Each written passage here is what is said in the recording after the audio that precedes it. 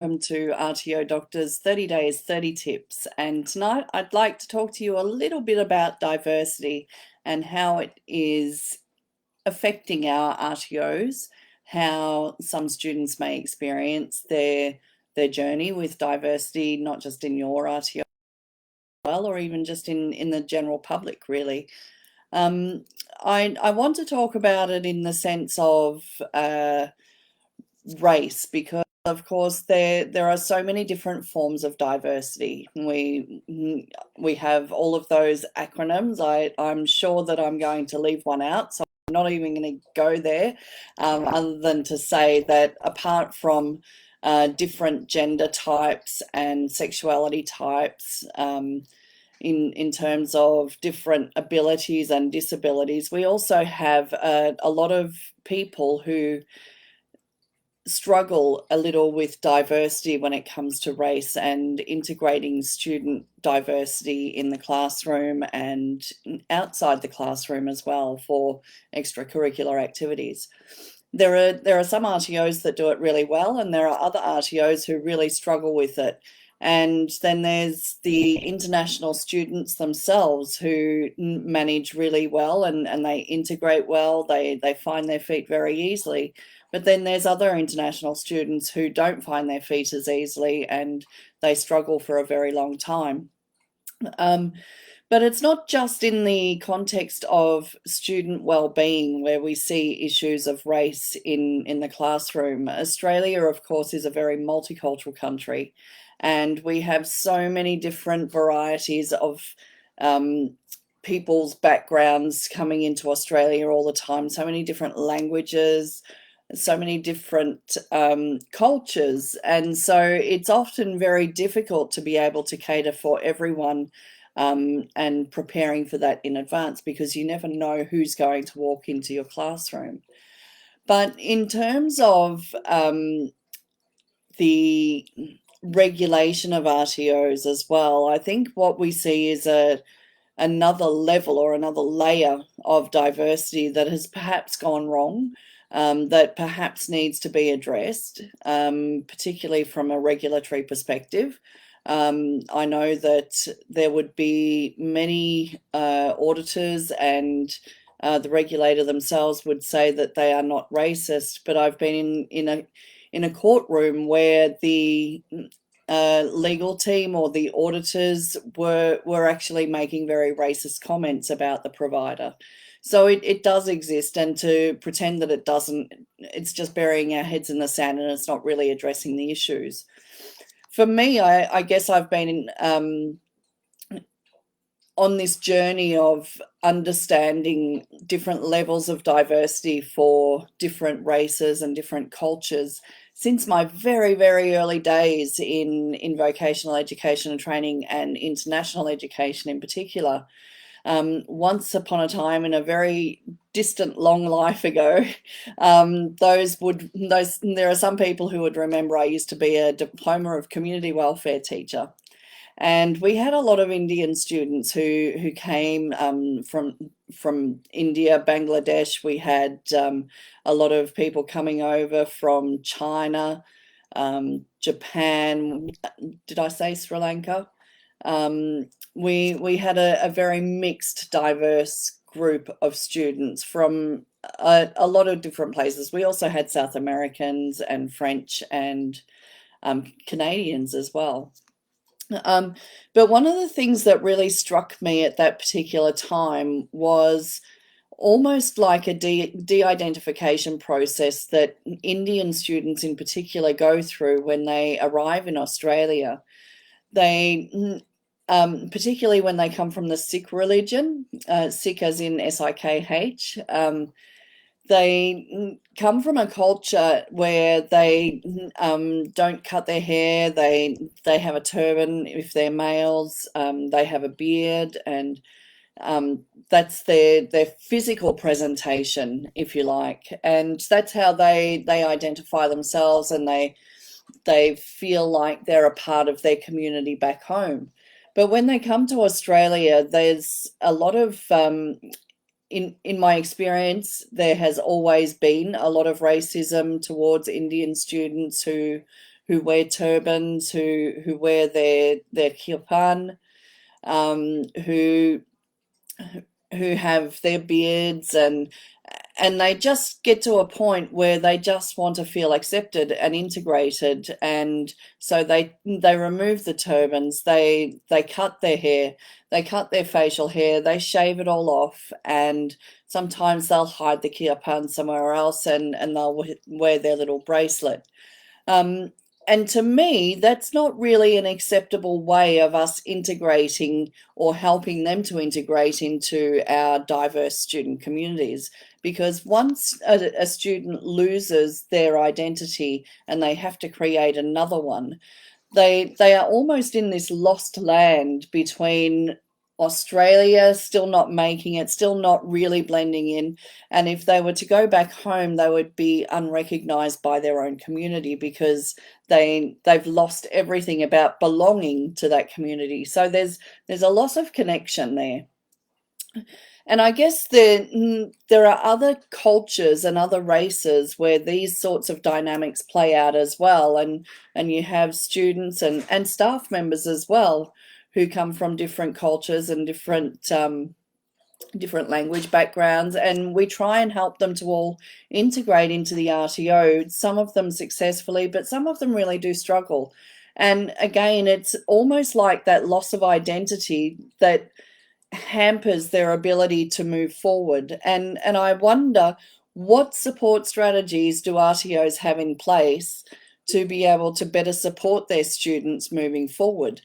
How do you integrate your students into a multicultural community in your classroom? What about staff members? How do you manage language difficulties? We all know that there are all these international students who come out here with IELTS results of 5.5 and 6.0, and they still really struggle to put a sentence together. And it makes it really difficult for them in the learning process, but it also makes it very difficult for them in terms of integration. So how is it that we can best manage those sorts of situations while contemplating the journey that that person brings and their experiences that they bring to the classroom? And how can we use that to improve that student's journey through our RTO or through it, whatever role it is we play in the RTO?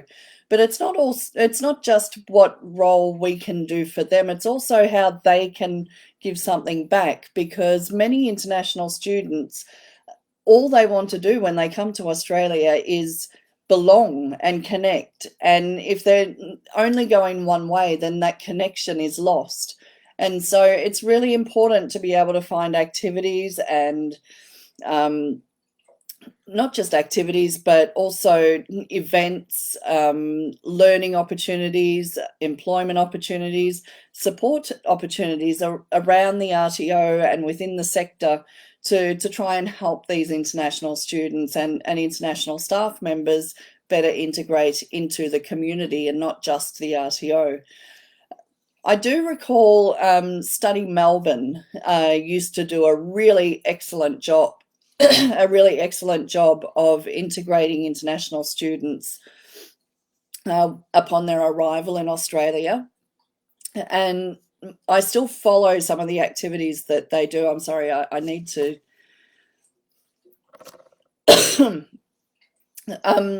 So Study Melbourne have a significant resource available to support RTOs in the implementation of better, diverse, multicultural activities, learning opportunities, support strategies, even just simple things from when I was a trainer and assessor. There were times where I had students who may have been involved in an assault because they were working in a petrol station, a 24/7 petrol station. They got held up the night before and they come to class the next day and they're still traumatized by what happened, and they can't quite comprehend everything that's happened, and they're scared to go to the police about what happened because they're concerned about the impact it might have on their visa, but they don't know who to go to, who to talk to, where to get their support from.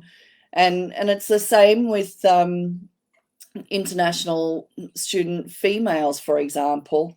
There are many females who come out here, and for the very first time, they're on their own, and we find that they tend to get themselves into a little bit of trouble, typically with things to do with pregnancy, sexually transmitted diseases, and things like that, and they don't necessarily understand the impact of that on their lives at that particular time, but they also wouldn't know where to go to access resources to support them in maintaining their well-being and managing that situation.